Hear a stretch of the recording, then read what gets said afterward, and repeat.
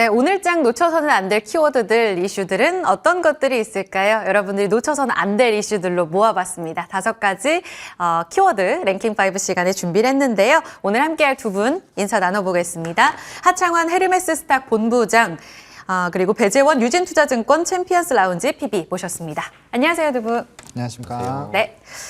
아리송한 시장 분위기 두 분과 함께 이슈로 풀어가 보겠습니다. 5가지 키워드 뒤에 나와 있는데요. 먼저 첫 번째 5위부터 체크해 보겠습니다.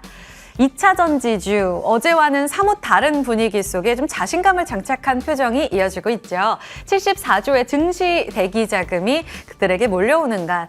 그동안 상반기에 워낙 강한 모습을 보여줬고 하반기에는 조정이 길었습니다. 그리고 나서 유동성이 좀 부재하다라는 이야기들이 있었는데요. 펀더멘털에 대한 우려들을 딛고 오늘장 상승을 보여주고 있습니다. 어제 대주주 물량을 다 소화하고 이제는 투자 환경까지 좋아지면서 CMA의 74조 원의 대기 자금이 기다리고 있다. 2차 전지에는 호재로서 작용할 수 있을지.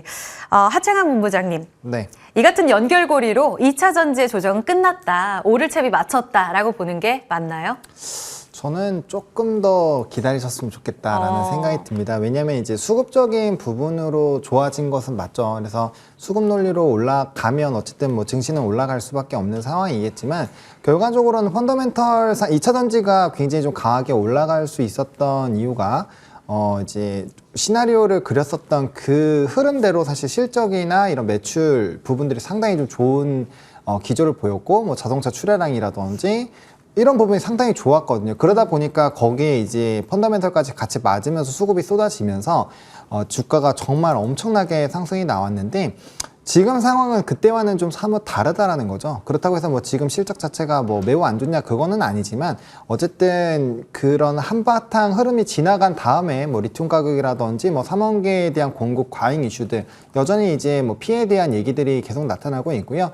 뭐 큐 자체도 사실 글로벌 완성차 기업에서도 잘 팔리고 있는 차량의 생산량을 절반으로 줄일 정도로 사실 전기차에 대한 이런 비중 자체를 단기간으로 좀 축소하거나 아니면 약간 조금 이연을 시키고 있는 상황이거든요. 물론 환경이라는 부분으로 본다라고 한다면 단연 이제 지상에서는 전기차가 주도를 하겠지만 그 이미 한 번의 시세를 분출됐기 때문에 그 다음 시세를 나오기 위해서는 P나 Q 둘 중에 하나라도 뭐 원활하게 좀 좋게 흘러가야 된다라는 거죠. 물론 이제 어느 정도 주가가 눌려 있는 상황이고 거기에 따른 뭐 이제 수급 논리로 주가가 뭐 20% 30%까지는 올라갈 수는 있겠습니다만 이전처럼 구조적인 상승이 나오기 위해서는 결과적으로 P나 Q 중에서 단 하나라도 정말 좋은 방향으로 바뀌는 흐름들이 필요하다라는 거죠. 그래서 2차 전지 전체적으로 좀 묶어서 말씀드리긴 했습니다만 뭐 셀이라든지 아니면 자동화 쪽 공정 쪽은 사실 실적도 괜찮고 수주도 나쁘지는 않은 상황인데 어쨌든 2차 전지 업황을 말씀을 드릴 때 대부분 이제 소재단을 보면서 많이 말씀을 드리기 때문에 그러한 관점으로 본다라고 한다면 너무 급하지 않게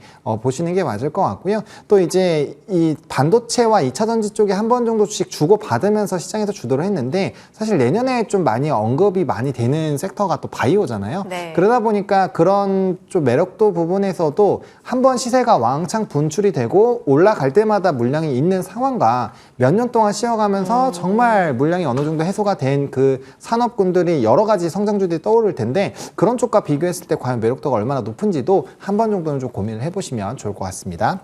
그렇군요. 그러니까 아직까지 펀더멘털 측면에서 조금 더 청신호가 켜져야 그때부터 가볍게 갈 수 있다라는 이야기도 하셨고 수급 부담, 그 매물 부담도 여전히 좀 자리하고 있다는 측면도 지적을 해주셨어요. 그래서인가요? 에코프로가 장중에 딱 10시 구간에 다 고점을 만들어내고 꺾이는 모습이 나오면서 앞서 오프닝에서도 지적을 해드렸지만 하락 반전하기도 했거든요. 그 물량이 다시 좀 자금이 도는 모습인데 그 안에서 오전에 특히 강했던 포스코 그룹이랑 좀 연결 지어서 비교를 좀 해볼게요. 이번에 우리 PB님께 질문 드려보겠습니다. 에코프로는 5일선, 20일선 계속 회복을 못하고 고꾸라져 있고 반면에 오늘 포스코 엠텍을 중심으로 해서 포스코 홀딩스, 포스코 인터내셔널 마치 에코프로가 이끌었던 그 상반기의 주도 랠리를 보는 듯한 상승 움직임이 오전에 연출되지 않았습니까? 이거 의미 부여가 가능한 건가요? 일단 뭐 의미부여라고 좀 말씀을 드리면 일단 네. 에코프로 같은 경우는 어떻게 보면 2차 전지 관련주로서 뭐 소재단에서 움직임을 보였던 종목인데 상반기에 굉장히 좋은 흐름을 보였습니다. 그런데 지금과 같은 포스코 그룹주가 상승하는 상황에서 에코프로가 같이 상승을 못하는 이유는 아무래도 방금 뭐 본부장님이 말씀드렸던 대로 이런 2차전지 업황의 이런 펀더멘탈적인 부분이 아직은 해소되지 않았다라는 점을 좀 확실하게 보여주는 것 같고, 이제 포스코 DX가 일단 먼저 좀 신고가를 경신을 하면서 포스코 그룹주에도 좀 상승세를 불어넣고 있는데, 네. 이런 포스코 DX의 이전 상장 관련된 내용 역시 이미 이전에 나왔던 내용들입니다. 그렇기 네. 때문에 뭐 지금과 같은 이런 상승이 정말 추세적인 상승이 되기 위해서는 뭐 소재단에서는 지속적으로 누차 말씀드렸던 이 리튬 가격의 반등이 중요하고, 그 다음에 원론적으로 일단 전기차, 자동차에 대한 이런 수요단에서의 이런 문제가 해결되는 시그널이 보인다면 이런 추세적인 상승을 보일 수 있겠지만, 현재와 같은 상황에서는 그러한 시그널이 아직은 보이고 있지 않다라는 점에서 좀 차별점이 있는 것 같습니다. 알겠습니다. 포스코 DX가 신호탄을 울렸다는 것이 에코프로 그룹과는 조금 다른 포인트로 접근해 보면 좋을 것 같고요. 아직까지 두 분 다 펀더멘털 측면에서 좀 변화의 요인이 필요하다라는 이야기를 해주셨습니다. 넘어가야 되는데 하창 본부장님께 저희 앞서 오프닝에 봤던 금양만 살짝 여쭤봐도 될까요? 이 변동성, 이슈 화제의 주인공입니다. 오늘 장중에 튀어오르는 이 흐름은 어떻게 해석할지, 혹시 지금 이 변동성을 이용해서 빠져나올 분들은 좀 챙겨야 될 구간일까요? 네, 저는 뭐 지금 금년 같은 경우는 좀 탈출이 가능하신 분들이나 어느 정도 좀 익절이 가능하신 분들은 대응을 하시는 게 좀 맞지 않을까 싶습니다. 그러니까 포스코 쪽이 올라가는 거랑은 좀 다르다라고 봐요. 다르게 해석해야 돼요? 네, 포스코 그룹 같은 경우는 어쨌든 이제 앞으로 2차전지 쪽에서도 많은 그 캐파시티 투자가 들어가야 되는데, 어쨌든 포스코 쪽은 이제 철강이랑 막강한 이 산업군을 가지고 있고 거기에 따른 좀 현금 흐름이 상당히 많이 나타나고 네. 있고요. 오늘 포스코 쪽이 올라간 게 뭐 리튬에 대한 투자 확대를 통해서 뭐 아르헨티나를 가겠다, 또 일론 머스크가 이제 염호에 관심이 있다라고 했는데, 그게 이제 포스코 염호가 있는 쪽, 연관이 있는 그런 뭐 정말 다양한 한 6, 7가지 뉴스가 좀 복합적으로 나오면서 좀 급등이 나오긴 했습니다. 그래서 오늘 포스코도 어떻게 보면 좀 약간 테마성으로 움직인 것이 있지만, 거긴 펀더멘털 상으로 봤을 때 그 포스코 같은 경우는 돈도 있죠. 그다음 수직 계열화도 되어 있죠. 소재단부터 끝까지 이제 다 할 수 있는 그런 영역들을 만들어 나가고 있잖아요. 그래서 좀 약간 이런 기업들 안에서도 이제는 좀 차별화를 좀 둬야 되는 시점이 아닌가라고 보고 있어서, 네. 금양은 뭐 수급은 언제든지 쏠려서 급등이 나올 수 있지만 그럴 때마다 좀 빠른 대응이 필요하지 않나라고 정리 드리겠습니다. 네, 이전처럼 2차 전지가 이 이슈로 다 잘 갑니다, 다 빠집니다, 이렇게 해석할 수 있는 장은 끝난 것 같아요. 조금은 차별화된 시각으로 조금 개별적으로 봐야 되는 흐름들까지 분석이 필요해 보입니다. 이 시간에 꾸준히 짚어드릴게요. 그러면 첫 번째 5위로 봤던 2차 전지 키워드 마무리 짓고요. 4위로 가보겠습니다. 앞서 에코프로가 힘이 10시부터 빠지기 시작했습니다 라는 이야기를 들었는데요. 이 수급이 반도체 쪽으로 이동하는 모습이 관찰됐습니다. 특히 반도체에서도 원래 강했던 삼성전자는 고점을 지켜내고, 여기에 더불어서 정통 HBM 강자들 한미반도체랑 이수페타시스 강세 움직임이 포착이 됐는데, 이것은 어떤 의미로 볼 수 있는지 살펴보겠습니다. 먼저 간밤 흐름부터 좀 볼까요? 배 PD님, 그 인텔이 필라델피아 반도체 지수를 이제는 이끌더라고요. 예전에는 엔비디아, 뭐 애플, 빅테크가 이끌었다면 이제 주도주가 좀 바뀐 것 같은 흐름을 미국장에서도 읽어볼 수가 있습니다. 그런데 인텔의 이 강세 움직임이 조금 위협 요인이 아닐까라는 걱정이 좀 들어서요. 이스라엘에 32조 투자한다고 하고요. 그 하이 NA EUV 장비도 2나노 공정에서 되게 중요한데 인텔이 가장 먼저 가져간다면서요. 삼성전자에겐 다소 위협 요인이 되진 않을까요? 네, 일단 결론적으로 좀 말씀을 드리면, 뭐 지금 말했던 이런 시나리오들이 전부 다 펼쳐져서 뭐 인텔이 파운드리 쪽에 어느 정도 점유율을 뺏어 온다면 삼성전자에게도 위협이 되는 것은 사실입니다. 일단 뭐 미국의 반도체 관련주들을 좀 살펴봤을 때 뭐 상반기에 어떻게 보면 미국 반도체 중에서 가장 강했던 종목은 엔비디아였고요. 그다음 이제 좀 시간이 흐르면서 엔비디아의 대항마로서 AMD가 상승을 보였고, 지금은 이제 인텔이 상승을 보이면서 지금 필라델피아 반도체 지수의 뭐 이런 상승의 추세가 계속 지속되고 있습니다.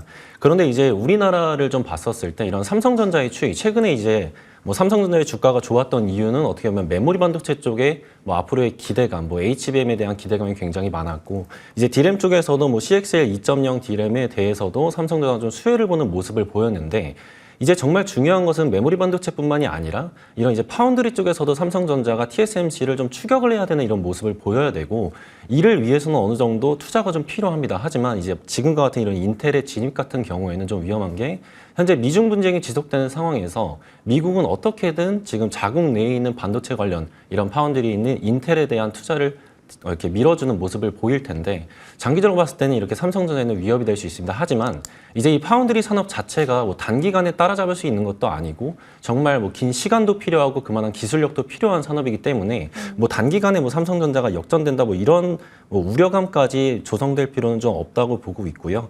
뭐 지금 뭐 1.8 나노미터를 얘기하고 있는데 현재 파운드리 업황에서 뭐 1위라고 할 수 있는 TSMC 같은 경우에도 지금 2나노 선단 공정을 뭐 2025년에서 2026년으로 미루겠다라는 말이 나오듯이 이런 1.8나노미터 같은 경우에는 좀 더 보여주기식이 아닐까 좀 네. 판단을 하고 있기 때문에 막 그렇게 큰 우려감은 없다라고 현재까지는 말씀을 드릴 수 있겠습니다. 그냥 인텔이 잘하고 있고 이제 돌아왔고 게다가 AI 쪽으로도 경쟁력을 장악하려는 모습이 나타나고 있는데 그것이 반도체 랠리를 이끈다는 측면에서는 긍정적으로도 볼 수도 있겠네요.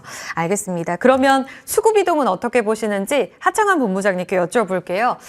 이쪽이 2차 전지에서 자금 빠져나가면서 한미반도체 이수페타시스의 강세, 삼성전자는 연일 신고가, 그리고 어제 강했던 온디바이스 AI 키워드나 뭐 특히 디자인하우스 쪽에서는 살짝 쉬어가는데 사실 한미반도체랑 이수페타시스는 몇 달 동안 옆으로 쉬었잖아요. 네. 이쪽으로 다시 자금이 돌아가는 이 흐름은 어떻게 해석하고 계세요? 근데 뭐 이게 연속성이 있을지는 좀 생각을 해봐야 됩니다. 그러니까 이제 반도체 쪽에서 최근에 이제 핫하게 움직이는 게 말씀해주신 뭐 온디바이스라든지 뭐 CXL 관련된 종목군들도 오늘 좀 핫하게 움직임이 나타났죠. 그래서 일단 그 안에서의 계속적인 움직임이 나타날 것 같고요. HBM 쪽에서 연속적인 불을 뿜어주기 위해서는 전 삼성에서의 이런 퀄 테스트 통과 관련된 이슈가 좀 정확하게 오픈이 돼야 되지 않을까라고 보여주고 있거든요. 그래서 네. 일단은 삼성전자, 그러니까 대형주가 움직이고 있는 상황이기 때문에 그 안에서의 조금 반도체 쪽 소형주 안에서의 좀 순환매가 돌고 있고요. 아무래도 이제 말씀드렸던 그 네 가지 종목군들이 그 산업 섹터들이 아무래도 반도체 쪽에서 지금 가장 핫해지고 있었고 시장에서도 좀 주목을 많이 받았었던 부분이기 때문에 그 안에서의 좀 순환매의 흐름으로 보시는 게 맞지 않을까라고 보고 있고요. 결국에 핵심은 삼성전자가 과연 얼마까지 올라가느냐, 하이닉스가 얼마까지 올라가느냐가 핵심이겠죠. 그리고 이제 뭐 마이크론 테크놀로지의 올해 주가 상승력과 SK 하이닉스 뭐 그렇게 크게 차이 안 납니다. 근데 삼성이랑은 좀 차이가 많이 나거든요. 근데 반도체 쪽 관심 있으신 분들은 아시겠지만 뭐 삼성전자가 먼저 치고 나면 하이닉스가 항상 쫓아갔고요. 하이닉스가 먼저 치고 가면 삼성이 쫓아가면서 결국 그 갭을 메웠기 때문에 네. 지금 시점에서는 그 갭 차이가 상당히 나거든요. 그래서 이전에도 뭐 몇 주 전부터 계속적으로 이럴 거면은 차라리 대형주를 사는 게 낫다라고 말씀을 계속 드려오고 있기 때문에 그 시각은 여전히 뭐 똑같다라고 좀 정리를 드리겠습니다. 대형주 산다면 닉스와 전자. 전 삼성전자 본부장님의 계속 선택은 얘기했었습니다. 삼전으로요? 네. 여전히 그 시각 가져가시는 거예요? 네. 그럼 삼전이 닉스를 따라잡는 그 구간은 어느 정도가 상단인 거예요? 10만 전자예요? 10만 전자까지라고는 생각을 하지 않고 있고요. 네. 그러니까 이제 그거는 삼성전자가 지금 하고 있는 것들이 어떠한 결과가 나온지가 중요한데 엔비디아 퀄 테스트 통과하고 이제 HBM 쪽으로 캐파를 확실히 늘리기 시작을 하면은 네. 뭐 적어도 9만 원 시도는 한번 하지 않을까라고 생각을 하고 있고요. 뭐 그렇게 된다면 당연히 지수는 2,700 이상도 바라보는 거죠. 그렇겠네요. 근데 이제 그런 부분에서 만약에 좀 낙방을 하고 좀 힘들다, 이런 힘든 소식이 전해진다라고 한다면 아마 8만 원 이상부터는 이 삼성전자도 매물이 굉장히 많거든요. 그래서 8만 원에서 8만 5천 원 왔다 갔다 하다가 반도체 피크아웃 얘기가 나오면서 한번 꼬꾸라질 수가 있기 네. 때문에 뭐 그런 여러 가지 시나리오들을 좀 한번 고민해 보시면 좋을 것 같습니다. 저는 이제 내년 초에 가우스 탑재한 삼성전자 AI 폰 나오잖아요. 네. 그 부분이 오히려 상단을 자극하는 이슈가 되지 않을까라는 기대도 했는데 그보다는 역시 삼전은 HBM 경쟁력을 따내는 게 중요하다. 네. 알겠습니다.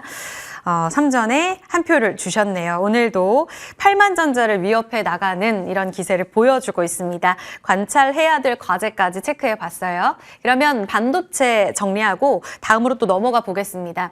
사실상 이 키워드들을 아우르는 하나의 포인트가 될 수도 있을 것 같아요. 최근에 특히 11월, 12월에 신규 상장 종목들에 대한 수급 쏠림이 대단했었습니다. 에코프로 머티리얼즈, 기억하시겠지만 LS 머티리얼즈, 최근에 마지막으로 상장한 DS 단석이라든지 이런 종목들의 수급 쏠림이 강했다면 오늘 보니까 코스피 이전 상장주로의 수급 이동이 좀 나타나고 있고요. 이것은 오늘만의 흐름은 아닙니다. HLB, LNF, 포스코 DX까지 강세 움직임이 부담이 계속해서 서서히 진행되는 모습이었습니다. 이 흐름은 어떻게 따라가야 할지 배PD님께 질문 드려볼게요. 패낙괴라는 말이 나올 정도로 패시브 자금 유입 기대감이 과연 어디까지 이들 종목들을 끌어올릴 수 있을까? 특히 오늘 강한 2차 전지 안에서 특히 포스코 그룹주를 이끄는 포스코 DX 이야기도 앞서 PB님께서 하셨잖아요. 포스코 DX, LNF 그들의 상단은 누가 정하는 건가요? 일단 뭐 포스코 DX나 LNF나 상단은 솔직히 알 수는 없는데 그쵸. 지금 포스코 DX 흐름을 살펴봤을 때 지금 신고가를 경신한 흐름을 보이고 있습니다. 지금 상황에서 어떻게 보면 금리 인하 시그널도 보여주고 있고 뭐 매크로적인 부분에서나 지금 주식시장 뭐 좀 더 뭐 세부적인 부분에서나 호재성인 좀 뉴스가 되게 많습니다. 네. 그러니 다만 아마 투자자분들도 아실 거예요. 최근에 이제 순환매되는 이런 흐름이 너무나 빠르고 어떤 주도 테마가 있지 않고 정말 빠르게 움직이는 모습을 보이는 걸로 좀 미뤄봤을 때 지금 이러한 모습을 보인 종목들을 지금 올랐다라고 해서 그냥 두시면 안 되고 이런 거를 어느 정도 관심 종목에 추가한 이후에 충분히 다시 한번 트레이딩 영역에서나 이렇게 수익성을 볼 수 있는 기회가 있다라고 좀 말씀을 드리고 싶고요. 신규 상장주 같은 경우에는 뭐 LS 머티리얼즈나 뭐 에코프로 머티리얼즈 굉장히 좋은 흐름을 보였다가 최근에 뭐 조금씩 하락을 하는 모습을 보이지만 네. 이런 역시 여기서 끝이 아니다. 충분한 다시금 재반등을 보일 수 있고 충분한 수익성을 낼 수 있는 그래요? 기회가 있기 때문에 계속 지속적으로 좀 살펴봐야 될 필요가 있다라고 좀 말씀을 드릴 수 있겠습니다. 그럼 이들은 펀더멘털은 다 배제하고 보는 게 맞아요. LNF는 간밤에 테슬라도 좋았었잖아요. 그리고 테슬라가 최근에 다시 반등을 딛고 올라서는 모습까지 보여주면서 거기에서 가장 기대할 수 있는 종목이기도 하고 양극재 중 못 가기도 했는데 그런 측면에서 봤을 때 매력도는 어느 정도나 있을까요? 방금 뭐 말씀드렸다시피 LNF 같은 경우에는 다른 뭐 포스코 DX라든지 뭐 지금 신규 상장주와는 다르게 좀 더 펀더멘탈적으로 좀 접근할 수 있다. 왜냐하면 이제 테슬라 같은 네. 경우가 지금 4680 배터리 관련해서 지속적으로 얘기가 나오면서 네. LNF가 어떻게 보면 관련주로 좀 이렇게 좋은 흐름을 보이고 있는데 네. 지금 현재 뭐 상반기에 2차 전지 소재주들이 좋았을 때도 LNF는 지속적인 좀 저평가 구간에 좀 맞아요. 있었기 때문에 네. 나중에 이제 어느 정도 소재단에서의 뭐 리튬 가격이 상승을 하거나 이런 업황에서의 반등의 시그널이 보인다면 네. 그때쯤에도 충분히 밸류에이션적으로 뭐 메리트를 받을 수 있지 않을까 좀 생각을 하고 있습니다. 결국은 전기차 Q가 살아나냐, 리튬 가격 네. 회복되냐 두 분 다 이 필수 조건으로 보셔서 이 부분이 가장 중요하겠어요.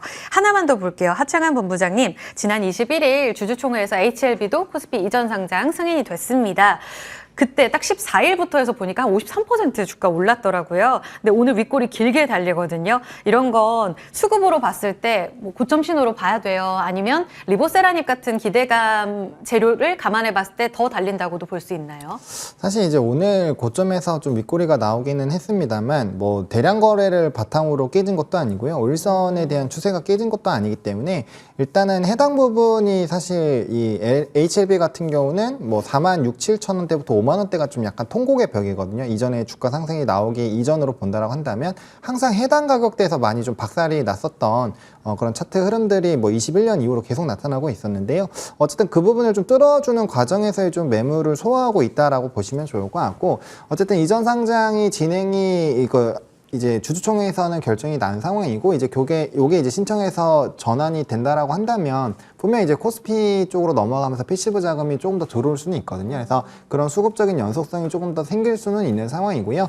일단 말씀 주신 이제 리보세라닙 관련된 부분에서도 지금 이제 5월까지 뭐 FDA 승인이라든지 뭐 유럽 진출이라든지 이런 결과치가 조금 봐야 될 것들이 있거든요. 그래서 그 결과가 나오기 전에까지는 좀 더 강한 트리거들이 좀 생길 수 있지 않을까라고 보여주고 있고요. 그래서 현재 기부자분들께서는 사실 단기 평선들이 깨지지 않는다라고 한다면 홀딩 전략을 하시는 게 맞고요. 이제 신규로 좀 보시는 분들 같은 경우 지금 진입을 하시기보다는 올라가다가 한 번 정도는 눌림목이 당연히 나오겠죠. 주식이라는 게. 그래서 그때 한번 좀 타이밍을 노려보시면서 대응을 해보시면 좋을 것 같고, 만약 그 눌림이 나왔을 때가 뭐 FDA 결과가 나오기 직전이라든지 뭐 유럽 진출에 대한 이런 가시화가 나오기 직전이라면 그럴 때는 또 잠깐 멈추셨다가 그 이슈가 다 지나고 나서 다시 보시는 게 더 낫다라고 좀 정리를 드리겠습니다. 아직 기회가 남아있다고 보시는 것 같아요. 다만 기민한 태도가 좀 필요할 것 같아요.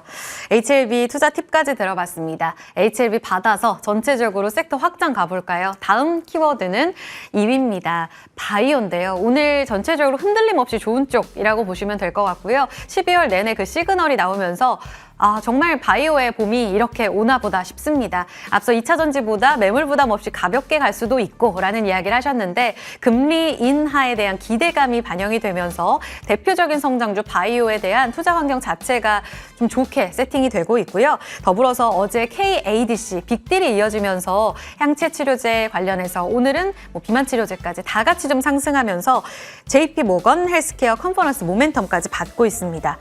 간밤에 나스닥을 아웃퍼폼하는 이 XBI 바이오텍 ETF도 분위기가 좋았거든요. 하창한 본부장님, 그러면 금리 인하 투자 아이디어 그리고 JP 모건 헬스케어 컨퍼런스 아직 좀 시간이 남아 있잖아요. 8일부터 하니까. 이 투자 아이디어를 갖고 지금 종목을 추린다면 어떻게 접근을 하는 게 맞아요? 뭐 JP모건 헬스케어 컨퍼런스만 보신다라고 한다면 그와 연관성이 있는 뭐 지금 이제 리포트 상으로는 좀 주목을 많이 받는 게 ADC 뭐 최근에 좀 수주받아서 핫하죠. 제형병용이라든지 뭐 비소세포암 이런 쪽인데 저는 바이오를 좀 묵직하게 보셔도 지금 괜찮지 않을까 싶습니다. 그러니까 묵직하게요? 네, 그러니까 대형주 쪽에서 이제 실질적으로 매출과 영업이익이 찍히는 기업들 있잖아요. 뭐 대표적으로 삼성바이오로직스라든지 뭐 셀트리온이라든지 뭐 이런 기업들을 좀 저는 유심하게 보실 필요가 있지 않을까 싶거든요. 왜냐하면 우리나라에서는 한 3년 정도 쉬었고요. 미국장에서도 한 2년 정도, 뭐 일라일리라든지 이런 뭐 노보노디스크 이런 쪽 제외하고는 대부분 좀 쉬어졌는데 네. 말씀 주신 것처럼 뭐 ARKG도 그렇고요. 대부분의 바이오 ETF들이 지금 바닥권에서 한 30-40% 올라와 있는 상황이에요. 바이오의 이런 흐름들이 상당히 좀 좋아지고 있는 상황이고요. 또 이제 바이오 이 성장기 이 금리 인하로 넘어가면서 이제 성장주들이 굉장히 주목을 받을 텐데 지금 반도체 대형주들 중에서 반도체랑 뭐 2차 전지 이런 쪽 다 움직였고 자동차도 지금 최근에 좀 바닥권에서 올라왔죠. 그러면 이제 원활하게 좀 수급이 갈 수 있는 데가 제가 봤을 땐 바이오가 될 확률이 상당히 높지 않을까. 그래서 네. 상반기까지는 반도체가 대장을 해주겠지만 하반기로 갈수록 오히려 바이오 쪽이 좀 더 치고 나갈 수 있지 않을까라는 기대감이 있어서 뭐 단기적으로 보신다라면은 요거와 연관되어 있는 뭐 종목군들 뭐 대표적으로 유한양의 보로노의 에이비온, 레고캠 바이오, 뭐 ABA 바이오, 뭐 알테오젠 이런 종목군들이 다 거론이 되고 아마 추천도 많이 나올 텐데 네. 이런 쪽으로 보시는 게 맞을 것 같고요. 다만 저는 내년 자체를 좀 바이오가 굉장히 좋아질 거라고 생각을 하고 있기 때문에 그런 관점에서 본다면 대형주 중에서 좀 바닥권에서 기고 있는 실적이 좋은 종목군들을 보시는 게 맞지 않을까라는 생각을 갖고 있습니다. 그럼 대형주인데 종근당은 오늘 신고가잖아요? 네. 이런 종목들은 배제합니까? 그렇죠. 그런 것들은 이미 많이 반영이 됐으니까 아. 그런 거 말고 이제 네. 실적이나 이런 게 나오는데 이제 바닥에 있는 종목군들을 보시는 게 좋을 것 같습니다. 아, 그렇군요. 삼바 셀트리온 누군가에겐 너무 재미없는 바이오 아니야? 라고도 싶겠지만 이제 그들이 쉬어갔던 그 움직임을 반영하면서 상승하는 모습까지 기대할 수 있다. 그러니까 금리 인하라는 키워드에서 본다면 자금 조달에 대해서 조금 더 자유로운 종목으로 눈여겨서 보시면 될 것 같아요. 저희 시간 관계상 그럼 다음 키워드로 넘어가 볼까요? 주도주 오르니 테마 장세 끝인가? 오늘 테마주들을 바라보는 시각에 대해서도 팁을 들어봐야겠습니다. 오늘은 테마주 안에서 뭐 몇몇 이슈들에 맞게 좀 움직이는 종목들이 있기는 합니다만 그 안에서도 정치 테마주를 또 빼놓을 수가 없죠. 바야흐로 이제 정치의 계절입니다. 종잡을 수 없는 이 변동성 때문에 투자 아이디어를 어떻게 가져갈까요? 질문 드리는 게 참 난해하기도 한데요. 이 한 전 장관 종목들이 시세를 반납했다가 어제 임명이 됐잖아요. 다시금 장중에 고점까지 올라가면서 DTNCR로라든지 이런 종목들은 튀어오르고 또 원익큐브는 급락하는 이런 모습을 보이고 있습니다. 배 PD님, 이거 트레이딩 기회 아직 살아있다고 봐야 되나요? 일단 곤란하시죠? 정치주 관련해서 좀 이렇게 질문을 받을 때가 항상 정말 네. 애매한데 일단 저는 정치주 같은 경우에는 뭐 지금 상황에서는 굳이 이거를 건드릴 필요가 있을까? 만약에 신규 진입할 계획이 있는 분들 기준으로 왜냐하면 현재는 이제 반도체도 그렇고 뭐 2차전지 관련된 것도 그렇고 바이오도 그렇고 투자할 수 있는 투자처가 굉장히 많다라고 좀 생각을 하고 있기 때문에 예. 지금 상황에서 과연 이게 어떤 직접적인 연관이 있는 것이 아니라 정말 모호한 상황에서 뭐 인터넷 떠들고 있는 이런 정치 관련주에 좀 더 리스크를 안고 투자하기보다는 좀 더 이렇게 유망한 쪽에 좀 투자를 하는 게 좋지 않을까 좀 생각을 하고 있거든요. 근데 네. 지금 상황에서 그렇지 않고 현재 뭐 물려 있다거나 뭐 앞으로 이게 어떡하지라고 좀 고민하고 있는 분들이 되게 좀 있을 것 같은데 그런 분들 같은 경우에는 확실한 손절선을 정해두고 하셔라라고만 좀 저는 좀 말씀을 드릴 수 있겠습니다. 진짜 곤란하신 것 같아요. 네.